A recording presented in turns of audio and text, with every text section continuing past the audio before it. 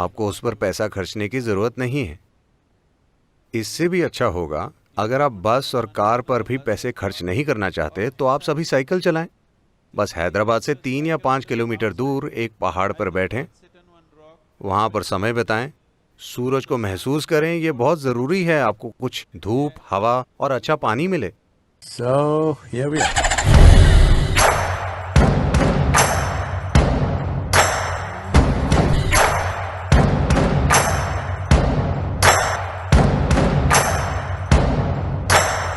प्रणाम सद्गुरु। मैंने आपको कहते सुना है कि शरीर का 70% पानी है और अगर हम ऊर्जावान पानी पिएं तो हम शरीर और मन पर पकड़ बना सकते हैं। क्या ये हमारे द्वारा ली गई हवा और भोजन के मामले में भी सच है? क्योंकि शहरों में हमें प्रदूषित हवा में रहना पड़ता है और हमारी कंपनियों में एयर कंडीशन कमरे होते हैं, तो क्या आप भूत शुद्धि प्रक्रिया को विस्तार से समझा सकते हैं? अगर आप अपनी कंपनी को कहें कि मैं एयर कंडीशनर के बिना काम करने के लिए तैयार हूं, तो वो बहुत खुश होंगे। इससे उनका बहुत पैसा बचेगा, है ना?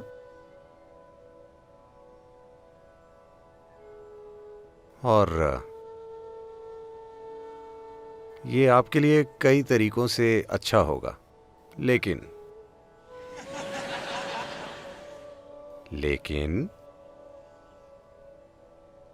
ये शहर अभी वैसी स्थिति में नहीं है। यहाँ अगर आप खिड़की खोलेंगे तो हवा नहीं आएगी, धुआं आएगा, बदबू आएगी, मिट्टी आएगी। तो ये अच्छा है, आरामदायक है, लेकिन आपको यहाँ 24 घंटे नहीं बैठना है, बस काम करना है। आप जब भी हो सके सैर कर सकते हैं। और वैसे भी 72% पानी है, 12% पृथ्वी है, सिर्फ 6% हवा है। वो 6% हवा पूरी सांसों में नहीं है। जो 6% हवा यहाँ है, उसमें सिर्फ 1% से कम आपकी सांसों में है। बाकी बस मौजूद है, कुछ लोगों के दिमाग में जमी होती है। वरना शरीर की हर कोशिका में हवा होती है। तो हवा का मतलब सिर्फ सांसें नहीं है। 6% हवा शरीर की हर कोशिका में है। बस उसे दिमाग से थोड़ा हटा लें तो अच्छा होगा। फेफड़ों, हृदय और मांसपेशियों में होना अच्छा है, वो अच्छे से काम करते हैं अगर ऑक्सीजन है तो। अगर ऑक्सीजन की कमी हो तो मांसपेशियां सख्त हो जाती, क्योंकि इन्हें हवा की जरूरत है, वरना ये काम नहीं करेंगी। तो पानी 72% है। So maximum care should be taken about the water because it's 72%. इसीलिए सबसे ज्यादा ध्यान पानी का रखना चाहिए, क्योंकि ये 72% है।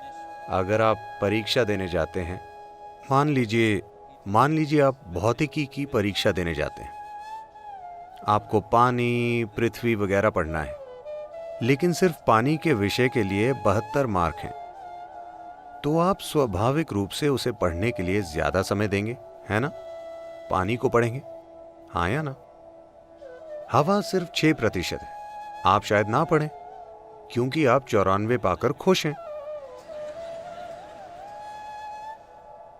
पानी आपको पढ़ना चाहिए क्योंकि ये 72% है। आपको पानी का जबरदस्त ध्यान रखना चाहिए, क्योंकि ये 72% है और इसमें जबरदस्त याददाश्त है। अगर मैं इसे खोलूं या बिना खोले भी अगर इससे कुछ कहूं तो ये याद रखता है। इस दिशा में कई प्रयोग हो चुके हैं। तो अगर आप इस पानी को इसके स्रोत से लें और अपने घर तक पंप करें, मान लीजिए ये 50 मोड़ों से गुजरा और इसे बलपूर्वक पंप किया गया, एक निश्चित ताकत लगाकर, जो स्वाभाविक रूप से होता है, और आप 12वीं मंजिल पर रहते हैं तो और जोर लगाया गया। कहा जाता है कि अगर ये 50 मोड़ों से गुजरता है तो 60% पानी जहर बन गया है।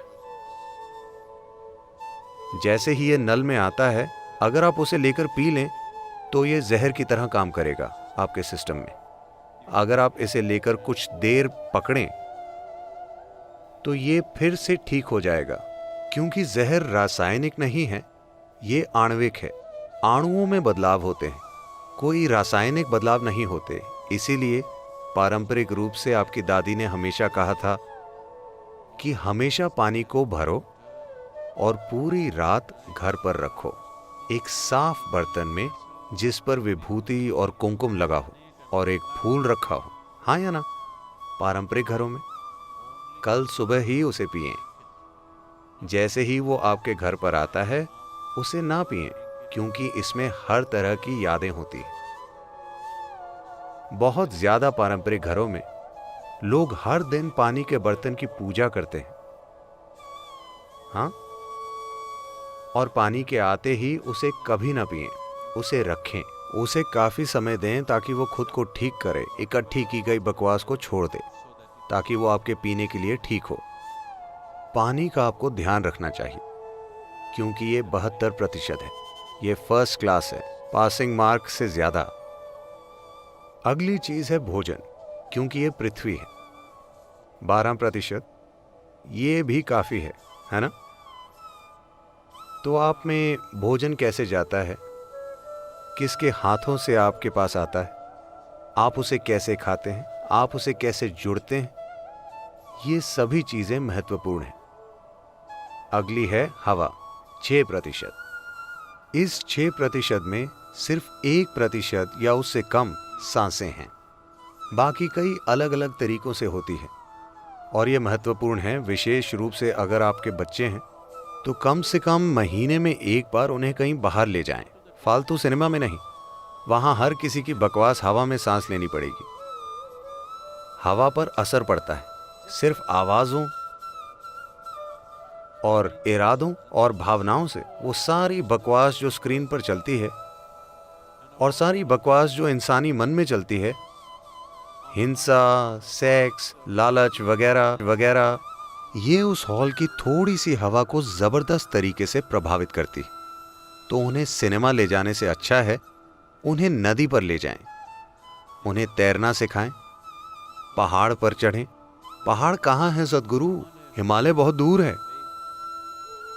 आपके बच्चे के लिए एक छोटी पहाड़ी भी बहुत है। हाँ, एक छोटी चट्टान भी, बस उस पर चढ़कर बैठें। बच्चे उसका बहुत आनंद लेंगे, वो तंदुरुस्त बनेंगे, आप तंदुरुस्त बनेंगे। और सबसे बढ़कर आपका शरीर और मन अलग तरीके से काम करेंगे। और इससे भी बढ़कर आप सृष्टा की सृष्टि से जुड़ेंगे, जो सबसे महत्वपूर्ण चीज है। उस बकवास से नहीं जो आपने बनाई है। हाँ, वो अभी आरामदायक है, पर वो सब कुछ नहीं है। तो रेस्टोरेंट जाने के बजाय, सिनेमा जाने के बजाय, ऐसी किसी और जगह जाने के बजाय कम से कम महीने में एक बार, इसमें कुछ खर्च नहीं होता। हाँ, कुछ खर्च नहीं होता।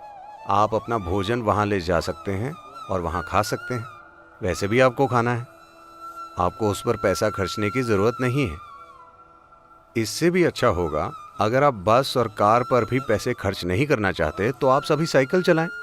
बस हैदराबाद से 3 या 5 किलोमीटर दूर एक पहाड़ पर बैठें, वहां पर समय बिताएं, सूरज को महसूस करें। ये बहुत जरूरी है, आपको कुछ धूप, हवा और अच्छा पानी मिले।